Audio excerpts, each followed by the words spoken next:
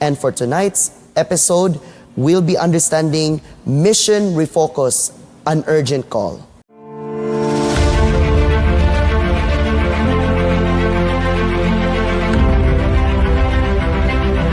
So before that mga kapaglaom, akong giawhag ang tanan na magduko sa atong mga ulo alang sa pag-ampo. Mag-ampo ta. Our Father, which art in heaven, Lord, we are ready to hear your message, an important message for us to know about our mission and what it's like to be in the Mission Refocus. Dear Father, I pray, especially to our viewers, that they're ready to hear your words today. And I pray, dear Father, that you would enlighten us more with the present situation that is happening in the church.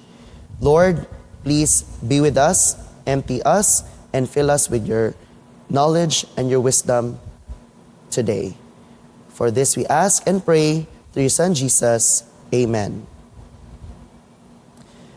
Mga kapaglaom, what comes in your mind when you hear the word mission? Kung sa business concept pa mga kapaglaom, ang mission is usa ka reason or purpose ngano ang usa ka organisasyon nag-thrive. It can be found in various companies, both small and big. But for us Seventh-day Adventists, lalo na sa church, mission is often associated with reaching the world. It means reaching here sa laing-laing dapita diri sa Mindanao, sa Pilipinas, o sa tibuok kalibutan. Apan mga kapaglaom, tonight, ato pod ma-understand ang Mission Refocus na ato pod masabtan na asa ta na part we should efficiently reach the world. Labaw na sa impact o sa mga factors, mga changes na nahitabo diri sa kalibutan because the world is never the same as before. So unsa maning mga scenarios na nag-affect sa atuang iglesia karon? Whether we like it mga kapaglaom, we need to understand na kani mga scenarios is observable diri sa atuang way of life o labaw na sa atong relasyon sa laing tao o labaw na sa atong Panginoon. So the first factor mga kapaglaom na gi-consider po nato an impact to the church is global factors. And it changes how we perceive the mission. First up is the pandemic. Most notably, the COVID-19 pandemic. That is the recent pandemic that poses a threat to our human race. Labaw na mga kapaglaom na niabot yuta sa panahon na nag-introspekta or nag-question po ta sa atong kagalingon o ni-pave way po ta sa gitawag na new normal. Apan mga kapaglaom, kaning pandemic, di po ni siya basta-basta, kay according to the World Health Organization, sadly, approximately 14.9 million people died in 2020 and 2021 alone tungod lang aning pandemic or COVID-19. Atong ikumpara ni siya sa World War I na ang death toll pod ato na tay mga kapaglaom is over 15 million people in terms of fatality. So imagine mga kapaglaom, ang COVID-19 pandemic alone, mura na siya og world war na millions of people nangamatay tungod ani. And it is something na na-consider nato an impact, lalo na sa atong church karon. A second global factor is war. Most recently, mga kapaglaom, we observe a complex situation na nahitabo karon sa Gaza o sa Israel. But di po nato ma-deny na padayon gyapon ang giyera ngadto sa Ukraine versus sa invasion sa Russia. And nabi pa ninyo mga kapaglaom, gihatag dyo siya og pansin sa tibok kalibutan. Ang NATO nations nag-work on na sila og labaw na mga kapaglaom na yung mga hearsays, mga rumors about wars to come. And ang war mga kapaglaom, dili dyan siya maayo. Labaw na kay it can give catastrophic effect ngadto sa usa ka bansa, sa food, sa energy, o bisan pa man sa agriculture. Matud pa sa mga experts, mga kapaglaom, nag-evaluate sila na kita karon naga-face ta sa usa ka catastrophic scenario na unthinkable sa tua karon na na-observe pa nila few months ago. And apil na ini, mga kapaglaom, the possibility of using nuclear weapons. Dili man ni siya bag-o sa atong paningin, because it already happened during World War II sa Japan. And sa duha lang na nuclear weapons nag-utilize, it causes a catastrophic effect to the country. And it would be much worse knowing na karon over several countries nagapossess ng nuclear weapons. And it could cause catastrophic effect not only to a few regions but also to the entire world. Not only sa nuclear capabilities, mga kapaglaom, naapoy mga potential na mga problema sa usa ka bansa, lalo na sa political instability na nagaprepare pag more coups, violence, revolution, o uban pa na mga methods na dili ta gusto maka-experience.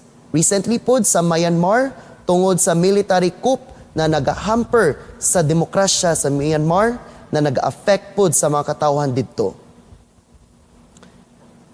Another aspect sa global factors is ecology. Most notably, mga kapaglaom, ang climate change due to global warming. And believe me, dako kay siya na impact ngadto sa tuang dapit diri sa Mindanao. Most notably, sa Typhoon Odette na na-affect jud ang part diri sa Northeastern Mindanao Mission, most specifically sa Surigao. The global forest, in fact, mga kapaglaom, has been reduced by more than 50% since the 1960s. And each hour, mga kapaglaom, ang forest na size of 300 football fields, naga-cut down siya every hour, mga kapaglaom. And experts have told that in the year 2030, ang atong planet may have 10% of forest land or forest area left. Kung nga nagyapon ta padayon sa itong mga unsustainable practices. And tungod ani, mga kapaglaom, because of the increasing temperature or the global warming here in our world, sea levels are rising more than twice as fast as before. In fact, the United Nations said na by 2025, nearly 1.8 billion people will live in areas with absolute water scarcity. What does it tells us, mga kapaglaom? It tells us na ang mga tao, mga 1.8 billion people na mga tao na nagapuyo sa areas with absolute water scarcity will face water crisis and would potentially face what we call the water war, or paggamit sa tubig sa pag-take advantage sa mga laing-laing mga bansa.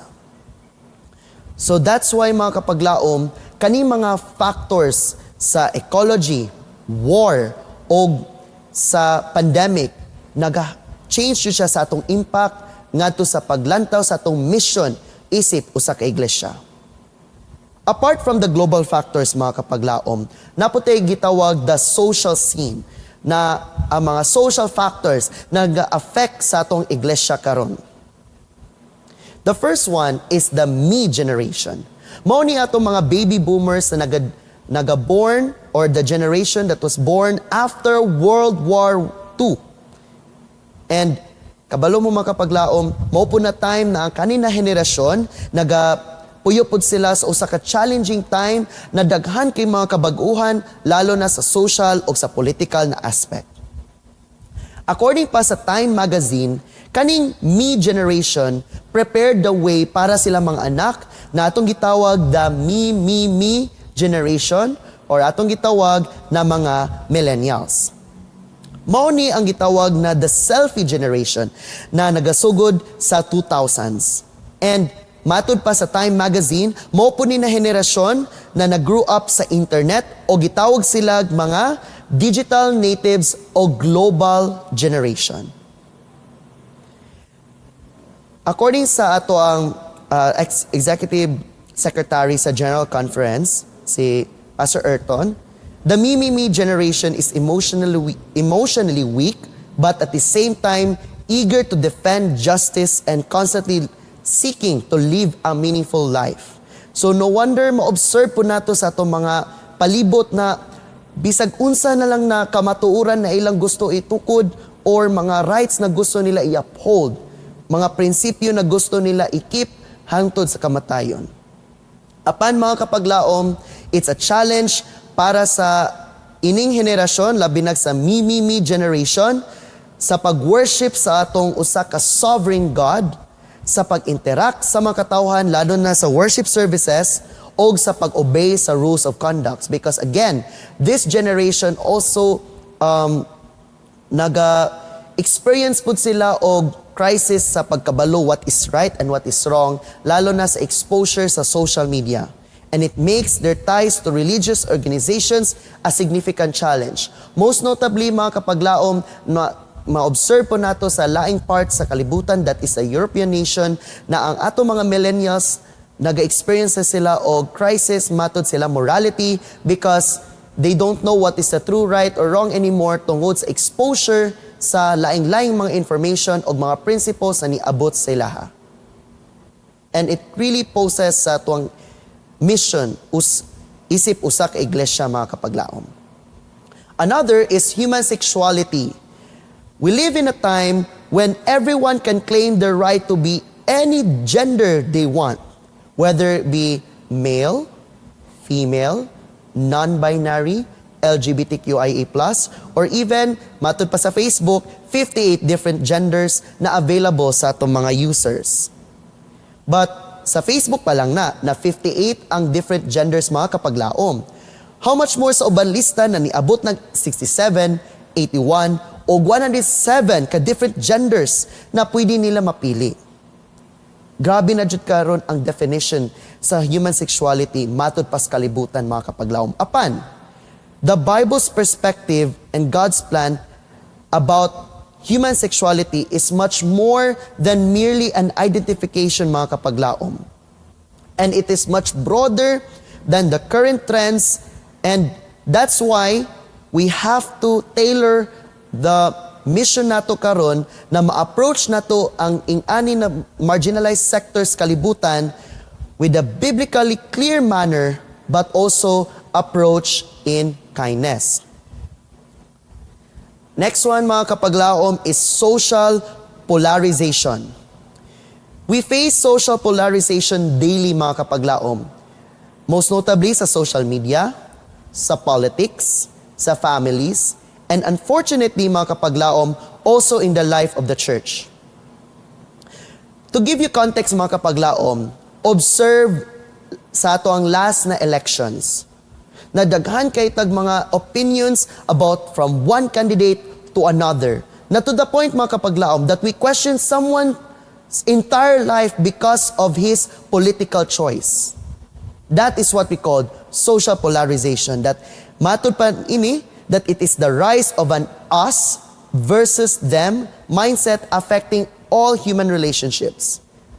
As what I have given a context, mga kapaglaom, sa last na to na elections, look what happened. Friendships naga-broken, families naga-distrust, ang mga motibo nangalahi na tungod sa pagka-polarization sa ilang mga ideas, mga tinuhan. And that's why, mga kapaglaom, sadly, it also affects the life of the church.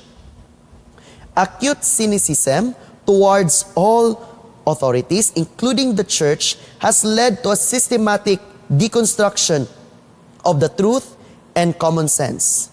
Most notably, mga kapaglaom, sa church, knowing that we have different principles sa tibok kalibutan, sometimes mapolarize ta sa ato ang beliefs na it would ruin relationships and would hamper the church as a whole.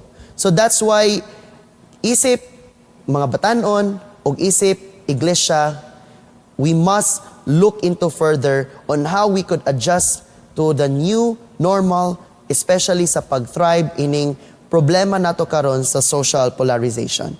And then we have technology. This is the third scenario na ato ma-observe na nag-impact observable impact jud siya sa atong kalibutan, labaw na sa church. Sa social media mga kapaglaom, almost 60% sa tibuok kalibutan na anay social media. And even approximately each day, over 410,000 nagadugang na mga social media users. Abi pa ninyo mga kapaglaom, each user spends an average of 2 hours and 24 minutes daily sa paggamit sa social media. Facebook, Twitter, Instagram, Snapchat, you name it. And itry na to multiply ang 2 hours o 24 minutes sa number of social media users present today. Ang result ana mga kapaglaom is shocking, with over 11.5 billion hours spent on social media sa isa lang kaadlaw. Imagine, it would be approximately 1.3 million years on social media every day kung iisa na tutanan ang number of hours na naga-utilize ang usa ka social media user sa usa ka adlaw. However, mga kapaglaom, it poses a threat not only sa tibuok kalibutan in terms of its damaging effects, but it would also observable ngadto sa spiritual life sa atong mga kapaglaom, lalo na sa atong mga kabatanunan. It changes how our brain functions. It reduces the ability to make decisions, attention, focus, impulse control, and even short-term memory. Matod pa mga kapaglaom that the results are evident in the ability to concentrate, to attend services, to study the Bible, and to pray. For example, we have in our church na though we have our services, we have our message, na-adjoy ato mga kaigsuunan, our members, our young people, spend time in their phones while naagyapon ang sermon. And most notably mga kapaglaom is the rise of artificial intelligence. So I believe this is a trending topic because it creates a recent and intense change ngadto sa atuang technological landscape. It is the talk of the town in the field of technology and the digital landscape. Especially that its impact sa atong society karon is both exciting and challenging. Ako i-share sa inyo mga kapaglaom that how the artificial intelligence make an impact ngadto sa academe. Especially kay I've been observing several discussions about seminars contemplating about the use of artificial intelligence ngadto sa atoang institutions. Especially mga kapaglaom na artificial intelligence can also create an impact to our academic integrity, that it would also help the student and at the same time harm them in expressing their understanding sa usa ka topic. And that is just for the academe mga kapaglaom. How much more pag-abot na sa church life? In fact, mga kapaglaom, sa Germany, last June, more than 300 Protestants attended the first church service generated almost entirely by artificial intelligence. Imagine mga kapaglaom, an AI church intended for the worshipers. A ChatGPT bot led the worshipers through 40 minutes of prayer, music, sermons, and blessing. So again, it's exciting and scary at the same time mga kapaglaom. So that was it for our technological landscape that gives us a big impact ngadto sa atong iglesia o sa atong mission, mga kapaglaom. And lastly, we have the mission itself. Presently, mga kapaglaom, ang atong pag-send out sa mga missionary sa laing-laing dapitas kalibutan, na-impact po siya sa atong Christian world today. According sa mga missiologists, nag-explain sila na there is a shift from old sending countries to new sending countries. O say pasabot sa old sending countries mga kapaglaom. Ang old sending countries, maoning mga magipang sent na mga missionaries dito sa mga bansa for more than 100 years, such as in Australia, Canada, Denmark, Germany, United Kingdom, and the United States. Whereas the new sending countries are those countries that have recently begun to send missionaries in significant numbers. Though bag-o sila, apan daghan kay sila gisend out na mga missionaries. Most notably mga kapaglaom sa Brazil, Costa Rica, Ghana, India, South Korea, Nigeria, Singapore, China, and most notably here in the Philippines. These now contribute 47% of the total of missionaries being sent. So imagine mga kapaglaom, we are shifting to the new sending na mga countries na wala kayo na penetrate, labaw na sa atong missionaries, especially in the 1040 window across the parts of Asia. So we know now that there are a lot of factors that affected the way we do our mission, the way we answer the call that is to spread the message, make disciples.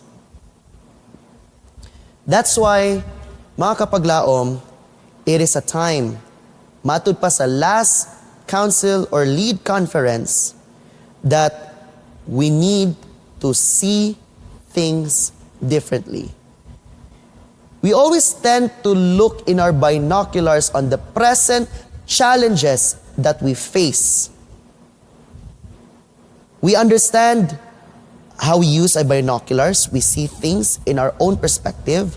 But imagine turning them around to change how we use them. If binoculars are used normally, they magnify what you see.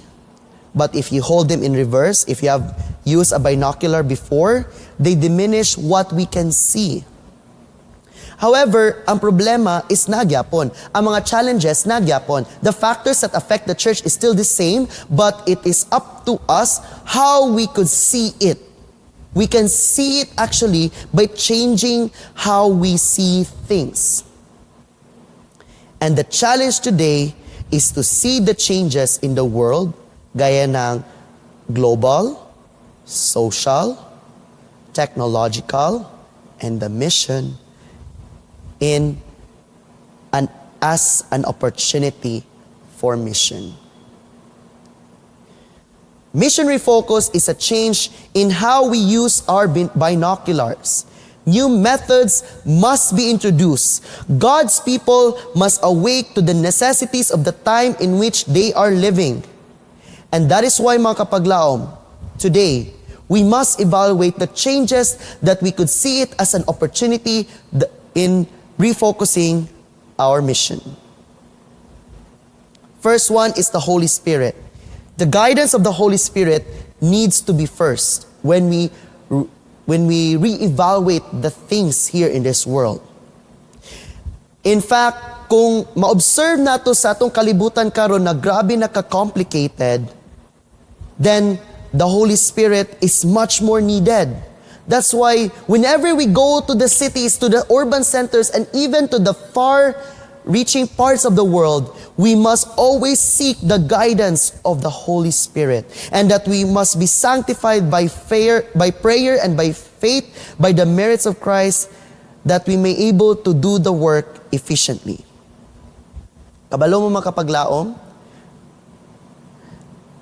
what you see here is a picture of the depiction of the day of Pentecost. If you have observed before, ang mga tao na time, wa sila kasabot unsa ilang buhaton in doing the mission before. But through the outpouring of the Holy Spirit, they are renewed, they are invigorated, they have been refocused on what to do with the mission. And I tell you mga kapaglaom, that the same outpouring of the Holy Spirit back in the day of Pentecost is the same Holy Spirit that outpours us today, especially in these challenging times. Next up is presenting the message itself, mga kapaglaom. Bisan pa man sa giyera, sa mga tensions na nanghitabo karon o sa polarization sa atong social landscape, ang mga katawhan karon nangita jud sila og anchor, usa ka solid base, something na ila jud makita every day. People are looking for authentic things. They're looking for balance. Mga kapaglaom, they are like us. They are looking for hope o paglaom pod. Churches that lose their identity and their authenticity also lose their relevance. Identity is non-negotiable. That's why Ellen White stated, and I quote, "Conformity to the worldly customs converts the church to the world. It never converts the world to Christ." Sometimes mga kapaglaom, tungod sa trends diri sa kalibutan, malibog pud ta how we should put things in church and outside of the church. Because again, we must not be conformed to the world, but let us be renewed in Christ. Our problem today is not that the boat is in the water. Dili kay ang atong iglesia naara diri sa kalibutan. But atong problema karon is the worldly customs that puts the church at risk. So that's why as an Adventist church, isip usa ka iglesia, we must not be conformed of the world because it never converts the world. It never converts the world to Christ, but rather, if we conform to the worldly customs, it converts the church to the world. Disciple making is one of the emphasis of our missionary focus. Disciple making is the best way to reach hearts of people in the world. That's why the Great Commission states that we must go, therefore, and make disciples. Mga kapaglaom, karong panahon, ang mga tao kay grabe ka sentro sa ilang sarili. Na ilang focus na shift from being spiritual ngadto sa Panginoon, niabot na silahang personal. Sa group na setting, nahimo ng individual. From being selfless, nahimo nag self-centered. From the soul to the self, from salvation of Christ to self-fulfillment, they're eager for real people, real relationships, real love, and real hope. That's why when we share the message, we must incorporate disciple making because people wants to love and to be loved. And disciple making is the perfect method in this kind of environment. Disciple making isn't just about sharing the gospel. It's about people taking care of people. It's a result of sharing the love of Christ. People transforming people and people multiplying people. Mga kapaglaom, an important way to see challenges as an opportunity is technology. Technology is overcoming all borders and barriers. Without the use of technology, mga kapaglaom, like radio technology, na nag-share ta sa maayong balita, pinaagi sa Hope Radio o sa AWR. How about sa television na technologies, that it pave way for our viewers sa satellite na makalantaw sa maayong balita, labaw na diri sa Hope Channel. O bisan pa man mga kapaglaom, sa rise sa technology, sa internet, Nagihatag tag ini kay gayon na ma-broadcast siya dili lang sa atong local na satellite but sa tibuok nga kalibutan. We have ways as never before to reach the 8 billion people in the world without borders. Technology can reach everybody, everywhere, and at any time. We can be more aggressive using technology and social media for the mission. Of course, we started with literature or printed materials, to radio, to television, and what else opportunities that we could utilize for the gospel. Social media, AI, ChatGPT, mga new apps, other technological resources that we can use for a positive difference in the care of our members. Labinag sa pag-accomplish sa mission na giintrust sa Panginoon ngadto sa tua, mga kapaglaom. I take note that when we use the technology for the glory of God, it can create a positive difference, thus making our mission refocus pa. And the last thing is sending missionaries.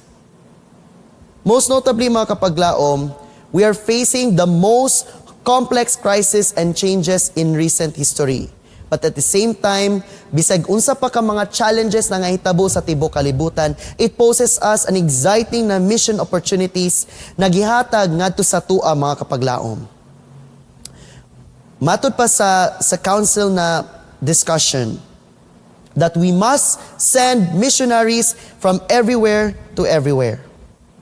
Matod pa ni Ellen White, where are the missionaries who should be raised up at the heart of the work? From 20 to 50 should be sent out from Battle Creek every year to carry the truth to those who sit in darkness. And mga kapaglaom, gi-write pa niya ning message, ning quote, tong panahon na 17,000 pa ang mga members of the Seventh-day Adventist Church. And in North America pa jud, mga kapaglaom. She requested that in every 1,000 church members, tulura ipang send out. And that was a century ago. Unsa ka ta karon, mga kapaglaom? Today, we are about 22 million plus members of the Seventh-day Adventist Church. And if i-follow nato pod ang instructions ni Ellen White na to send out 3 missionaries for every 1,000 ka mga members worldwide, then we would need to send 67,667 missionaries per year. And mga kapaglaom, that is by far, far, far from reality. So that's why, mga kapaglaom, mission refocus is a change in how we use our binoculars, how we introduce new methods. It is awakened to the necessities of the time for us karon. Mission refocus is our urgent priority. In fact, matod pa ni Ellen White, when the members of the Church of God do their appointed work in the needy fields at home and abroad, in fulfillment of the gospel commission, the whole world will soon be warned and the Lord Jesus will return to this earth with power and great glory. So that's why, mga kapaglaom, in this series of ours, we hope na mas ma-enlighten pa ta what it takes to have mission refocus. And most especially, mga kapaglaom, how we should also be part of that great cause. To refocus, to change our binoculars, to see things differently, and to take challenges as an opportunity for us to do the mission.